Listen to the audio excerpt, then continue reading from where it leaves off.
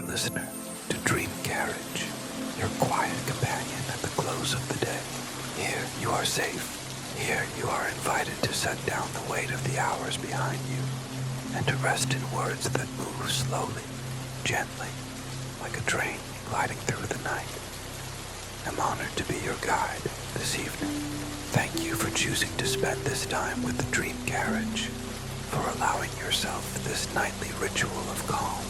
Each story waits for you here, steady as lamplight, familiar as a well-worn path, always ready to carry you into peace. Together, we will step into a world shaped not by urgency, but by stillness, a world where sounds soften, light deepens, and every detail is meant to ease your breath and quiet your mind. So, settle in, let the day fall away, and allow tonight's journey on Dream Carriage to open gently before you, leading you toward rest, and finally, toward sleep. It is a misty London morning. The sun is just starting to peep over the horizon. Percival cracks open his eye, stretches his tail, sits up with a big yawn. Percival is a very small mouse in a very big city, and that is just the way he likes it. There is no one to tell him what to do, or where to go, or even where he should sleep at night. So, every night, Percival finds a different sleep spot for himself. And every morning, he wakes up somewhere new and exciting. This morning, Percival wakes up in Hyde Park, underneath the statue of a boy. The boy is blowing a horn, and all around him, tiny fairies and animals are gathered to listen to his tune. There is a small sign at the bottom of the statue. Percival reads it. The boy is a character from a children's book. His name is Peter Pan. He is a magical boy who never grows up and lives in a fantastic place called Neverland. Neverland seems like an interesting place to visit, Percival thinks to himself. But there's so much to do in London. He's not sure if he'll have time to make the trip. Percival scurries through the park. It's already busy. Joggers are running in loops. Parents are pushing babies in prams. And all the neighborhood dogs are out for their morning walk. He heads for the Italian Gardens in a secluded corner at the edge of the park. Here, there are 4 enormous marble fountains. Percival sighs and closes his eyes a moment, listening to the peaceful ripple and bubble of the water. Then he opens his eyes and chooses the splashiest fountain of all to dive into, perfect for his morning bath. Feeling clean and refreshed, Percival is ready to start his day.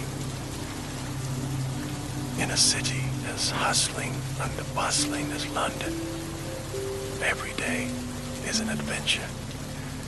But today is especially exciting for Percival. Percival has a cousin called Petunia, who lives in a very grand mousehole in Buckingham Palace, and today she has invited Percival to visit her for afternoon tea at 3 o'clock. Percival leaves Hyde Park and darts over the road to Paddington train station, where a big clock hangs in the arrival hall. It is 9 in the morning. That leaves Percival plenty of time to get to Buckingham Palace. But what should he do in between? His stomach gives a little mouse-sized rumble. Of course, first, Percival needs to find a delicious breakfast.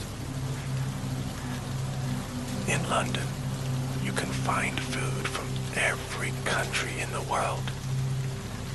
Kebabs from Turkey, baguettes from France, Ethiopian injera bread, and samosas from India. But right now, Percival feels like a nibble of a very English treat. Bakewell tart. A Bakewell tart has a buttery pastry shell. Inside, it's filled with strawberry jam and sweet custard, and it's topped with paper-thin almond flakes. The best Bakewell tart in town is from a famous cake shop in Soho. Percival scurries through the station until he reaches Paddington's underground subway. Of course, he doesn't call it that. Londoners call their subway the Tube, and it's the oldest underground railway in the world. In fact, Paddington Station was the very first tube station opened in 1863. At 9 in the morning, Paddington Station is very busy. People in suits are rushing off to work. Newspaper sellers are waving papers in the air. Buskers are playing cheerful songs, and children are hurrying to school. The train pulls up, and Percival hops aboard. With a whoosh, it pulls away from the platform and whizzes through a tunnel under the city streets. As he counts down the stops until he reaches Soho, Percival peeks at the headlines. On the newspaper, one of his fellow passengers is reading, "Lovely summer's day in London," reads one story. Beneath it, another announces, "King will wave to crowds from his Buckingham Palace balcony this afternoon." Percival hops off the train in Soho and darts straight for his favorite bakery. Upon entering, he breathes in the most tantalizing aroma. He smells the flaky choux pastry of fresh profiteroles. He catches the buttery scent of piping hot scones.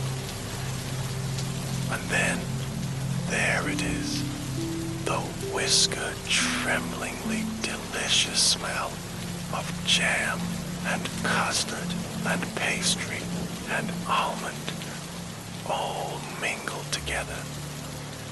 Bakewell tart. Percival waits in the doorway, watching as customers walk in and out again, carrying paper bags of treats. A man in a pinstripe suit orders a Bakewell tart. Percival follows him down the footpath to Soho Square, where the man sits on a shaded bench and takes a big bite of tart. Percival is ready and waiting to catch the crumbs as they fall. Delicious. Licking the last traces of custard and jam from his whiskers, Percival strolls through Soho Square. He has the whole morning ahead of him. He decides he'll go to Regent Street to do some shopping. A girl in a bright flowered dress rides her bicycle through the square. She's heading in exactly the direction Percival wants to go. He scurries up the back wheel and settles into the girl's satchel. He peeks out over the edge, feeling a gentle breeze ruffle his fur. The city streets zoom by. Soon enough, Percival recognizes the wide avenue of Regent Street, lined on either side with tall, grand buildings. The girl stops at a red light, and Percival hops down and goes straight through the front door of one of the oldest department stores in London. Inside, with its stained glass windows and high arched roof, it looks more like a castle than a shop. First, Percival walks through the clothing department, swishing past racks of skirts and trousers and scarves. In the chinaware section, he clambers over porcelain teacups and saucers, and his paws make a tinkling sound against the china. In homewares, he nestles up between squashy cushions and soft pillows. He sighs with contentment. Percival is so comfortable, he merely closes his eyes and drifts off to sleep. He must spend the night sleeping in this linen department soon, he thinks. Finally, he heads up the stairs to the top floor and his very favorite part of the store, stationery. Here, across old oak tables, notebooks are piled high. Percival takes a deep sniff. He loves the fresh, creamy smell of new paper. There are cabinets, too, filled with dozens of teeny tiny drawers. Inside each drawer, a beautiful fountain pen. And stacked in a pyramid are pots of ink in every color. Percival admires shimmering deep blue ink, midnight's black ink, mossy green ink, and crimson red ink.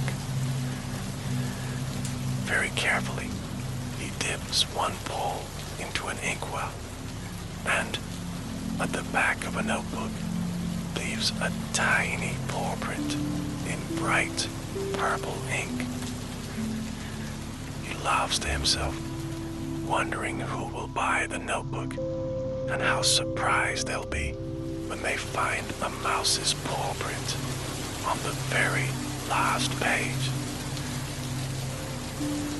At the counter stands a family, 2 parents and 2 children.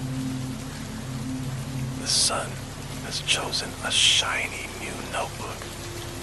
The daughter, a pen that writes with glittering blue ink. As their purchases are wrapped in tissue paper, Percival overhears them discussing where they'll go next. 221B, Baker Street, the home of the famous fictional detective Sherlock Holmes. Percival would quite like to visit Sherlock Holmes' house, he decides.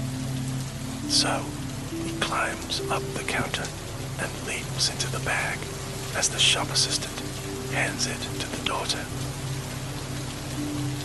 In this manner, the family leave the shop, the daughter swinging the bag between her fingers, and make their way to 221B Baker Street, taking Percival the field mouse with them.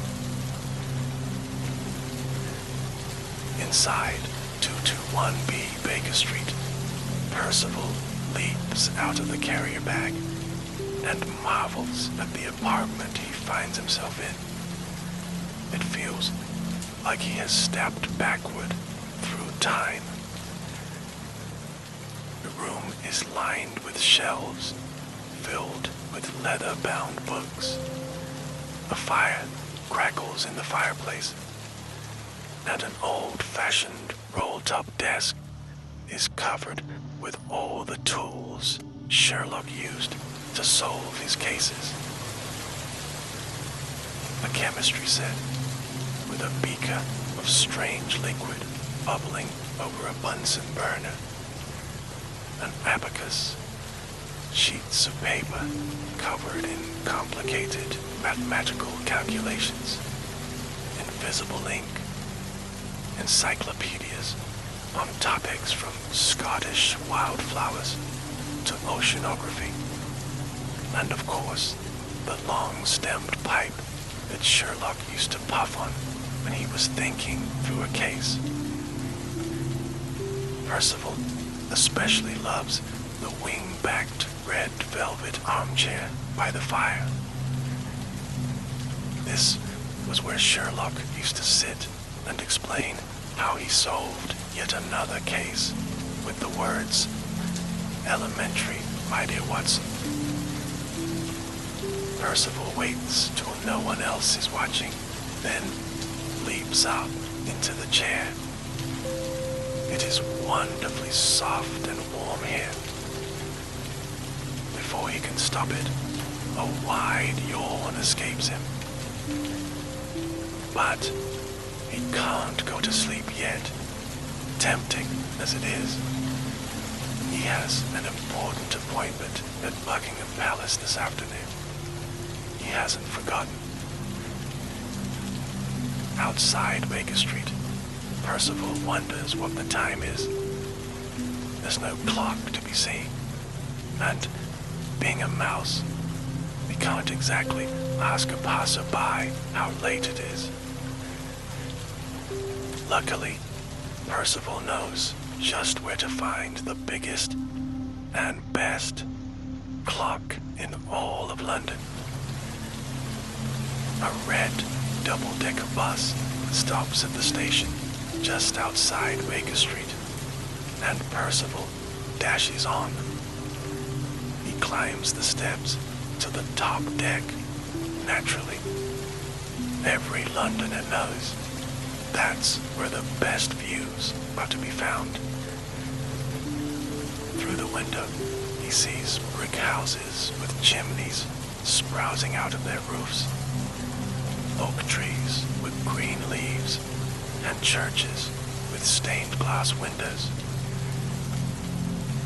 At last, as the bus approaches his stop, Percival sees the clock. Big Ben. Big Ben is the name given to the clock tower at Westminster Palace, home of the British government. It's a very impressive tower, nearly 100 meters tall. For a human to reach the top, they'd need to climb up 334 steps. Percival thinks about how many more steps a mouse like he would have to take. On the outside of the tower is an enormous clock, and inside the tower are 5 gigantic bells. Every 60 minutes, the bells ring out, loud and clear, telling all of London that another hour has passed. Percival looks at the time. It's nearly noon. The bus stops, and he scurries off. He is just in time to do one of his favorite things. He darts through the crowd of people gathered to watch Big Ben ring the hour, and runs to the base of the clock tower. He snuggles up nice and close to the sun-warmed stone and waits until it sounds. The clang of the bell sends a shiver down Percival's spine and sets his tail trembling. But there's no time to stand around admiring the tall clock tower. Percival has places to go and mice to see.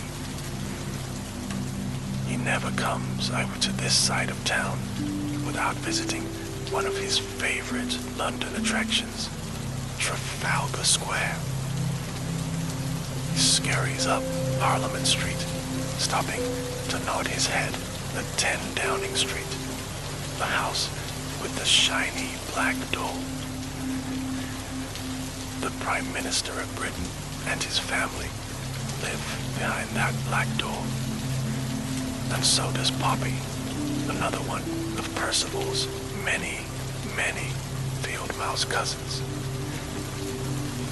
Percival thinks to himself that he must go and visit Poppy sometime.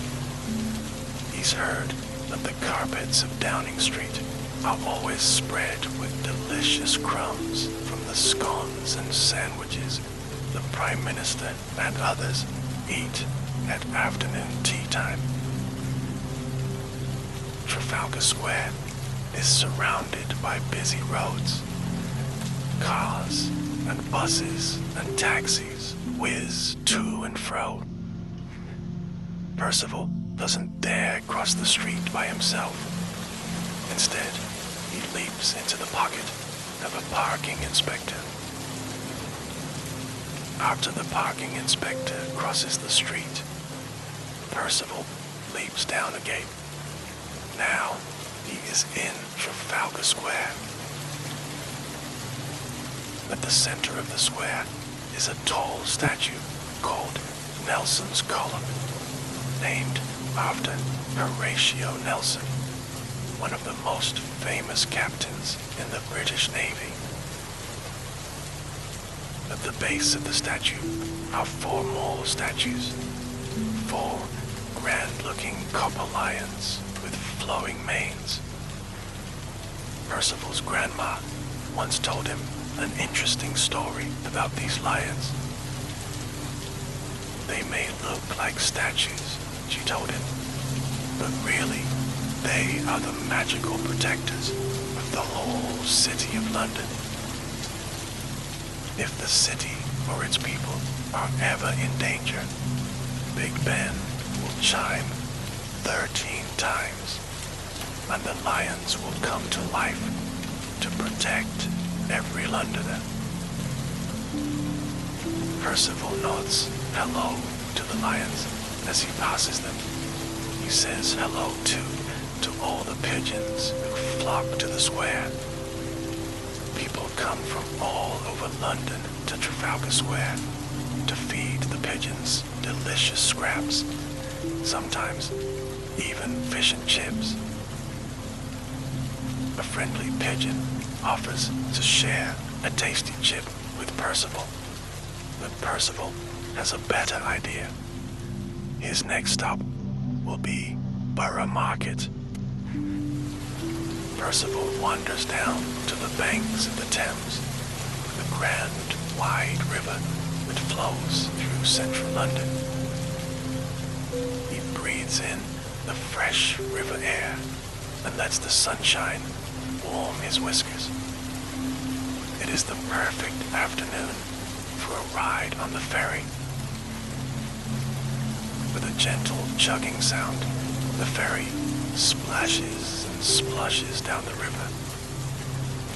Percival looks up just as the ferry passes beneath the Millennium Bridge, a shiny modern bridge that glints in the sun.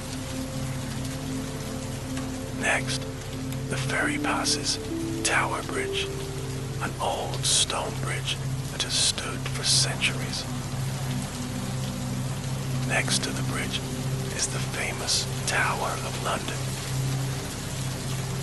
Kings and queens used to imprison people there in the olden days. Luckily, now the tower is a museum where the crown jewels are kept safe. Percival went to visit them once. They were beautiful. His favorite was the scepter, a tall gold wand topped with a glittering diamond that has been used at the coronation of every king and queen of Britain since 1661. Percival daydreams about the shiny jewels all the way to the market. The borough market is filled with stalls selling food from across the globe. But there's only one stall Percival is interested in: McClintock's Cheesemongers. Mr. McClintock smiles when he sees Percival and flicks a juicy chunk of cheddar cheese in Percival's direction. Percival gobbles it up and wipes the crumbs from his whiskers. A family of white mice are nibbling on a rind of brie. They wave hello to Percival, and Percival waves back. But he can't stop and chat. He's just seen the time, nearly 3 in the afternoon. He has to get to Buckingham Palace. Luckily, he knows the best way to get there. He sneaks onto a London tour bus and, making sure none of the tourists can see him, finds a spot right by the driver. He peers out the window. He sees the dome of St. Paul's Cathedral, the giant Ferris wheel called the London Eye, and the shiny new buildings in the city center. He hears an opera singer practicing an aria from inside the marble halls of the Royal Opera House, and he smells the sweet scent of the rose bushes in Kensington Gardens. The bus dings. Next stop, Buckingham Palace. Percival hops off and darts down onto the street. Here he is at last. The palace lies behind a tall, wrought iron fence. Dotted along the fence are small, covered shelters, just wide enough for a person to stand in, known as guardhouses. Inside each of these houses stands a palace guard, wearing a bright red jacket and a tall, fairy hat. Percival thinks the guards look quite funny, but the guards themselves are very serious. Percival knows that even if he pulls a silly face or sings a ridiculous song, or scampers up a guard's trouser leg, their serious expression will stay firmly in place. Just as he's beginning to wonder how he'll get past the guards and the fence, he hears a familiar squeak and spies Petunia waving to him on the other side of the fence. She points to a tiny mouse hole at the back of a guardhouse. Percival scurries through, soon finds himself in the palace gardens. Petunia is so glad to see him. Together, 2 mice scamper past perfectly manicured hedges, bright flower beds filled with daffodils, bluebells, and hollyhocks, a and a gold and marble fountain, spraying gently bubbling jets of water. They dart through another secret mouse hole, and there they are, inside the palace. Percival can't believe how marvelous Buckingham Palace is. Its ceilings are amazingly high, and its walls are decorated with real gold. Grand paintings of famous kings and queens are hung all over them. Before they sit down to tea, Petunia shows Percival around the palace. They begin at the grand staircase, a wide, red-carpeted set of stairs that spirals up, up, up. Percival loves the way his paws feel, sinking into the carpet. He has never walked on such soft carpet before. They scamper through the white drawing room, where a sparkling chandelier glitters over the heads. Through the gallery, where the walls are covered with pink silk wallpaper and hung with priceless old paintings in golden frames, and into the throne room, where two red velvet thrones sit atop the platform. Percival, feeling daring, darts up one of the throne's gilded legs and comes to rest on its plush velvet cushion. So this is what it feels like to be royal, he thinks. Through the door of the throne room, Percival spies a familiar figure.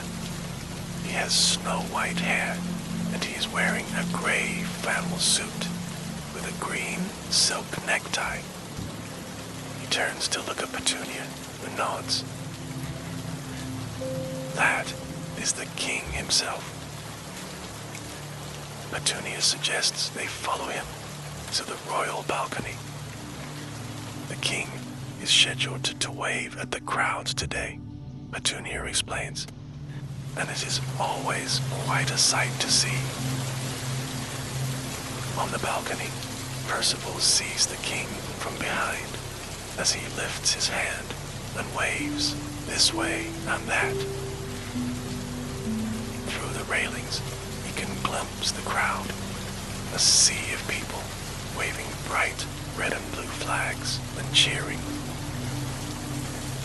The balcony is very high up, and past the crowds, Percival can see the palace grounds, the green of Kensington Gardens, the glittering blue of the Thames, and the tall skyscrapers of central London. He sighs happily. He loves being a London mouse.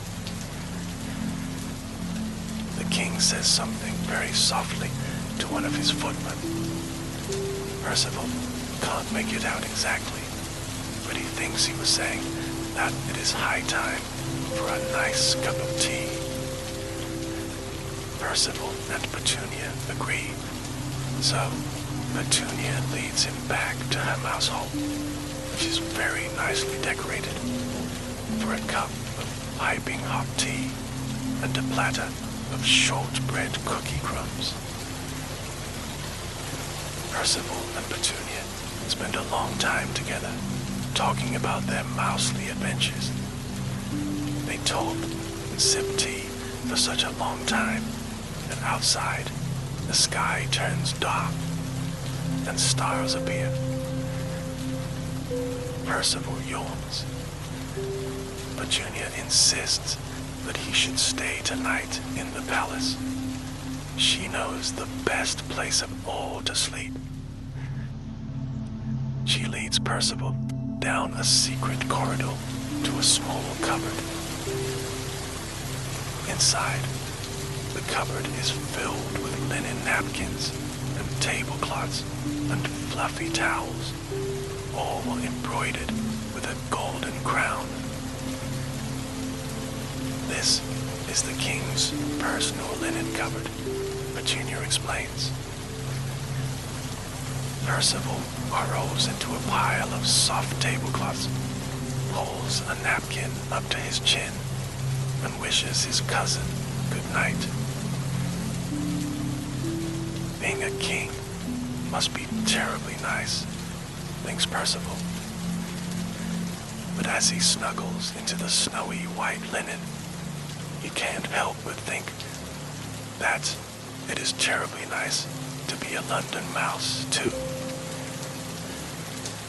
With that, he stretches his poles, closes his eyes, and drifts off into a deep, comfortable sleep.